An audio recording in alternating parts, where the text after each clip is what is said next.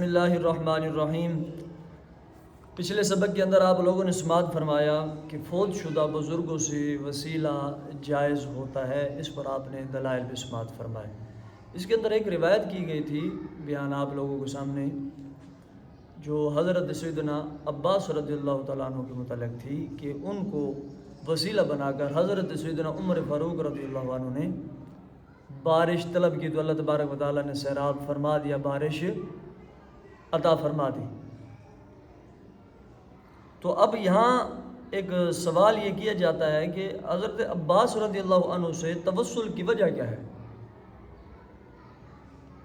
حضرت سیدنا عباس رضی اللہ عنہ سے توسل کی وجہ کیا ہے؟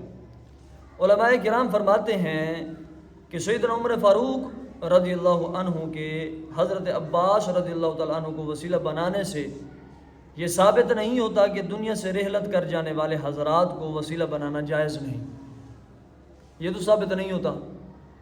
حضرت سیدنا عمر فاروق رضی اللہ تعالیٰ عنہ نے حضرت سیدنا عباس رضی اللہ تعالیٰ عنہ کا جو وسیلہ بنایا، وہ کیونکہ زندہ تھے ان کا وسیلہ بنایا، تو اس سے یہ ثابت تو نہیں ہو رہا کہ جو دنیا سے رحلت کر گئے فوت شدگان ہیں ان سے وسیلہ جائز نہیں ہے، یہ تو کہیں سے ثابت نہیں ہوتا۔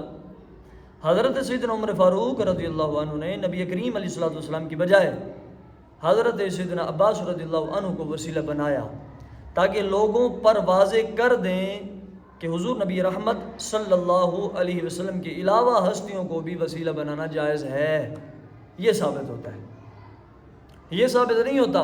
حضرت سیدنا عمر فاروق رضی اللہ عنہ نے حضرت عباس کا وسیلہ بنایا ہے تو اس سے یہ ثابت ہو رہا ہے کہ زندہ کا تو وسیلہ جائز ہے، فوت شدگان کا وسیلہ جائز نہیں ہے، اس سے یہ بات ثابت نہیں ہوتی، بلکہ اس سے یہ بات ثابت ہوتی ہے کہ حضور نبی رحمت سرور کائنات فخر موجودات صلی اللہ علیہ وسلم کے علاوہ اور ہستیوں کو بھی وسیلہ بنانا جائز ہے، یہ بات ثابت ہوتی ہے، اور اس میں کوئی حرج نہیں۔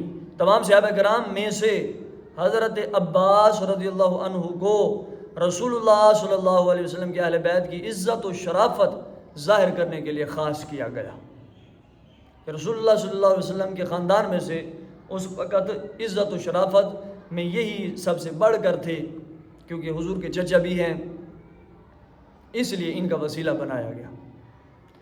اس کی دلیل کیا ہے؟ اس کی دلیل یہ ہے کہ حضور نبی کریم صلی اللہ علیہ وسلم کی وفات کے بعد صحابہ کرام کا آپ کی ذات اقدس کو وسیلہ بنانا ثابت ہے۔ یہ جو ابھی ہم نے بات کی ہے، حضرت سیدنا عمر فاروق رضی اللہ عنہ نے حضرت عباس رضی اللہ عنہ کا وسیلہ بنا کر یہ ثابت کر دیا کہ حضور کے علاوہ اور ہستیوں کو بھی وسیلہ بنانا جائز ہے، ٹھیک ہے۔ اور یہ بات بھی ثابت ہے کہ حضور نبی رحمت صلی اللہ علیہ وسلم کے ظاہری طور پر پردہ فرمانے کے بعد آپ کی ذات اقدس کو بھی وسیلہ بنایا گیا ہے، یہ بات بھی تواتر سے ثابت ہے۔ اس کے لیے آپ لوگوں کو چند ایک باتیں سماعت فرمائیں۔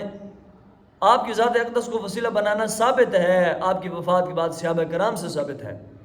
اس کی ایک مثال وہ حدیث ہے جسے امام بیہقی نے اور امام ابن ابی شیبہ نے سند صحیح سے روایت کیا، اور وہ یہ ہے کہ لوگ حضرت عمر فاروق رضی اللہ عنہ کی خلافت کے زمانے میں قحط میں مبتلا ہو گئے۔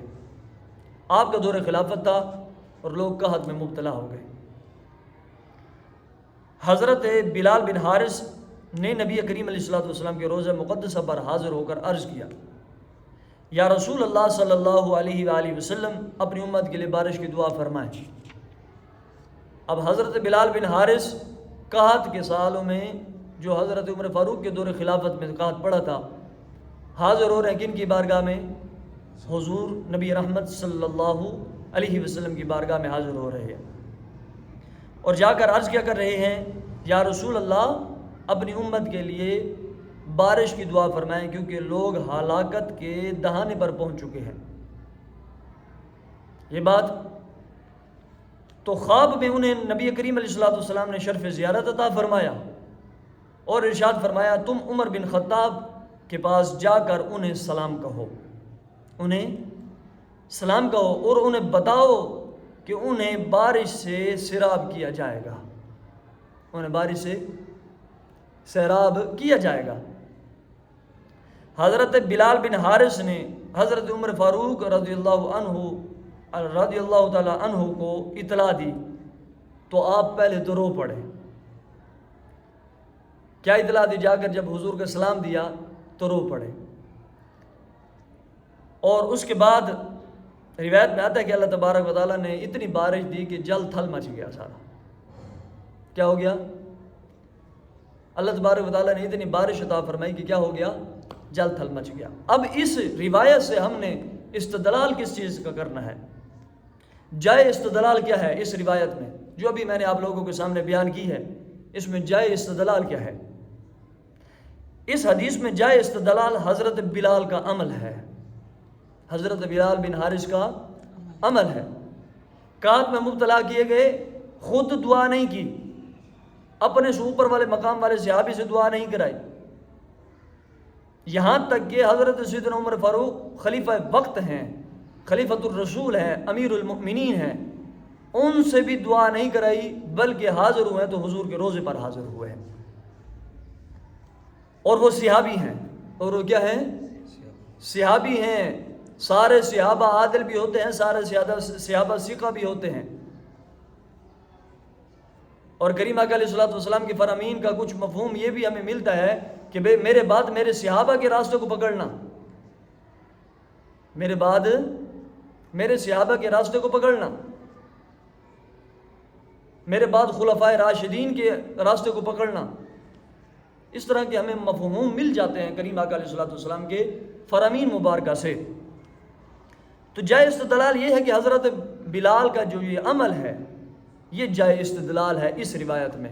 وہ صحابی ہیں، ان پر نہ تو حضرت سیدنا عمر فاروق نے اعتراض کیا ان کے ان عمل پر، ان کے اس عمل پر کہ تو نے جا کے حضور کی بارگاہ میں کیوں تم نے جا کے دعا کے لیے کہا اور ان سے مدد چاہی، حالانکہ فوت شدگان سے تو وسیلہ جائز نہیں ہے۔ اگر ایسا ہوتا تو حضرت عمر فاروق فوراً روکتے، اور دیگر صحابہ کرام جو موجود تھے وہ بھی اس سے منع کرتے، کسی نے منع نہیں کیا، سارے صحابہ کا اس پر عمل ہو گیا، اور حضرت بلال بن حارث کے عمل پر سب کی مہر بھی لگ گئی، کسی نے اعتراض نہیں کیا کہ تو نے جا کر فوت شدگان سے کیوں وسیلہ مانگا ہے، فوت شدگان سے وسیلہ تو بدعت ہے یا شرک ہے یا اس طرح کا معاملہ، کوئی فتویٰ لگایا کسی نے؟ کوئی فتویٰ نہیں لگایا۔ تو ان کا یہ عمل ہمارے لیے اب اس حدیث کے طور پر جائے استدلال کے طور پر ہم نے پیش کیا کہ فوت شدگان سے وسیلہ جائز ہے اور لیا جاتا ہے، اور صحابہ کرام اس سے لیتے رہے ہیں اور فیض پاتے رہے ہیں، لہٰذا فوت شدگان سے وسیلہ حاصل کرنا، ان کو وسیلہ بنا کے رب کی بارگاہ میں دعا کرنا، دونوں طرق سے ثابت ہو چکا ہے۔